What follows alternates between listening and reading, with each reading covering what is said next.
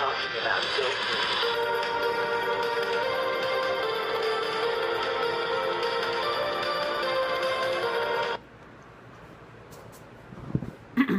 Hey ladies and gentlemen, Richard Kenobi here, and I'm back again for another review, and today we have the newest Dragon Ball Z fan film, what to many people is the best, and to many people is an okay film, Dragon Ball Z, The Fall of Man. Now this is a French production, brought to you by Black Smoke Productions, or should I say Black Smoke Films. This has been in development for 2 years, and yes, I knew about it.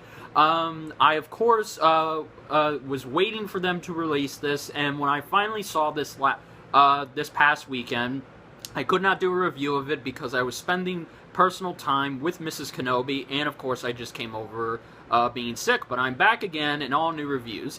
And I'm pretty much going to split this up into parts. This first part is what I thought of the film, and then in the second part I will get to what people thought in the of it, and then in the third and last part I will get to why it's fine the way it is. So let's go ahead and get to it. So, for those of you wondering what is this film about, it's pretty much an alternate take of History of Trunks. Instead of the androids 17 and 18, or Lazarus and Lazarus, destroying mankind and just, you know, pretty much making the future a hellish nightmare and killing the Z fighters, it's Cell.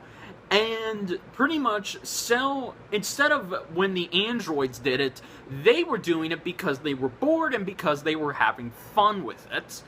And when Cell does it, he is just a heartless, terrifying monster. He's pretty much like Imperfect Cell. You know, he just goes around killing people because he doesn't care. He does it either because he's hungry or because he just wants to destroy shit. He's a heartless monster who makes Trunks' timeline literally hell.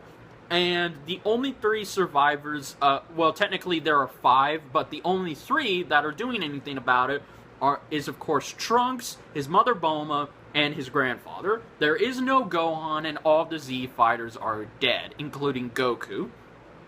So that's pretty much what you need to know about this film. Now, let me get into the things I liked about it, and get into the things that other people didn't like, but I still love it.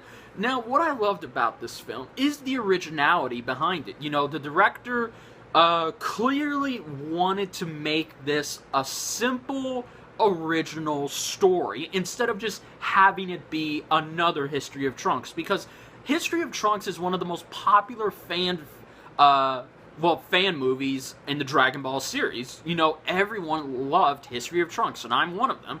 And it made us identify with what Trunks had to go through and how, you know, he failed.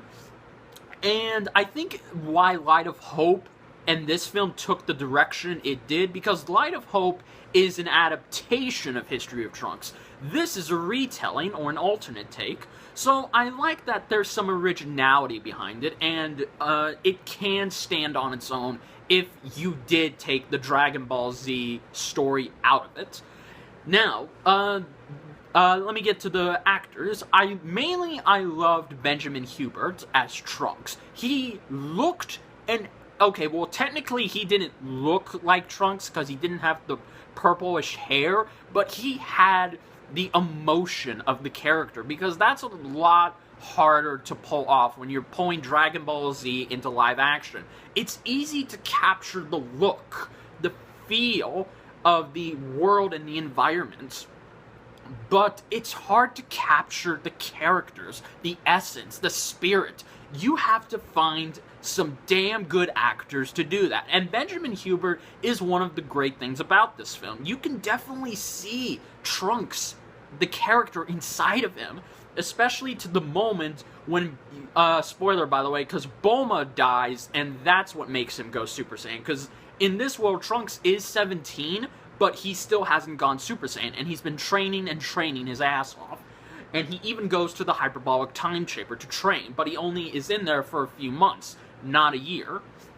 So, of course, when Bulma dies, you look at his face, you can tell what he's feeling. You can see the emotion inside of him. You know, he pretty much pulls off a similar performance to Andrew Garfield in The Amazing Spider-Man 2 in that scene when Gwen died. You see, you know, Andrew Garfield, he's not doing the Tobey Maguire puppy dog cry-eye face. He's doing and pulling off an emotional, normal reaction, because honestly, that's how you would feel. And whenever he goes Super Saiyan, I like how he charges up. He builds and tenses his muscles, and then that's when he goes Super Saiyan. I love that. That was beautiful. You know, so Benjamin Hubert is the best thing about this film. Now, the other actors. Now, yes, the actress who does play Bulma, yes, they could have gotten... she does sort of... I wouldn't say she has the look of her character now, but she does have the emotion, and you could feel Bulma inside of her, because that's the main theme of this film. And, by the way, this film has no dialogue, it's just narration from Trunks and Vegeta. But whenever you look at the characters and you feel what they feel, it's like Mad Max, you know? You don't need dialogue to tell. You don't need to say, I feel this, or I feel that. Show, don't tell. And that's what this film does. It shows us what the characters feel. It shows us what they're thinking, what's going on inside their head. And, you know, this is something the Nostalgia Critic has pointed out in every M. Night Shyamalan review. So, yes, so, other than that, I love the actor who plays Dr. Briefs. He pretty much looks good. The actor who plays Vegeta, he looks pretty damn good. And then, of course, I love... Sorry, folks. Thought I heard something there. So yes, folks. Anyway, other than that, even though, yes, we can't see the guy who plays Goku, but you can sort of, you know, get an essence of what the characters, you know, are in this film. Another thing I like, and I know this is something a lot of people have had mixed opinions about, mainly they don't like it, but they can dig the idea of it, is the way Cell looks, because this Cell is a hybrid between Imperfect Cell and Perfect Cell. Instead of being a sophisticated shit talker who will just badmouth you and who pretty much will show he is better than you, this Cell is a monster through and through. Like, just seriously, when you look at him, you can feel intimidated by him alone. And other than that, what I liked, the effects were pretty damn good, because this film captures the look of Dragon Ball Z, and that's something Light of Hope, unfortunately, has not been able to do because it was just the pilot. But the next episode, which is coming out next year, we are going to get something like that. Now, other than that, but overall, when you see the iconic locations, like you see West City, like you see the World Martial Arts Tournament, when you see Kame House, when you see, of course, Kami's Lookout or Korin's Tower, they look like those locations. The CG has really been done here, and unfortunately, I heard they didn't have a huge budget, but they had a medium-sized budget. So, but for what they had, they managed to make it look very realistic. Like, this is actually how it would look in the modern world. And this is something that piece of shit Evolution could not accomplish.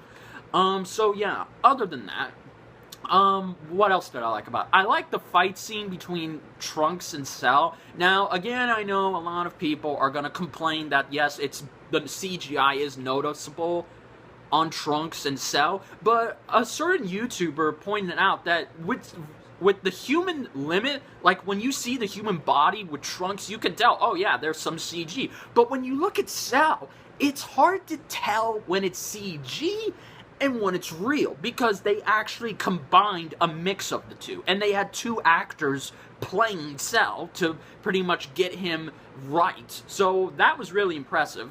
And the fight scene is reminiscent to how Neo and Agent Smith fought in The Matrix, in the rain. You know which one I'm talking about.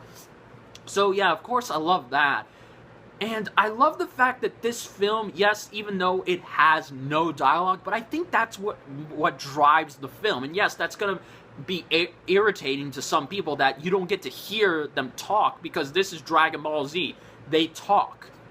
And they stare down, and sometimes they don't talk. But that's something a lot of people tend to forget. There have been moments in Dragon Ball Z where the characters don't talk for an extended period of time. They let the emotion speak for themselves. So that's what this film does wonderfully.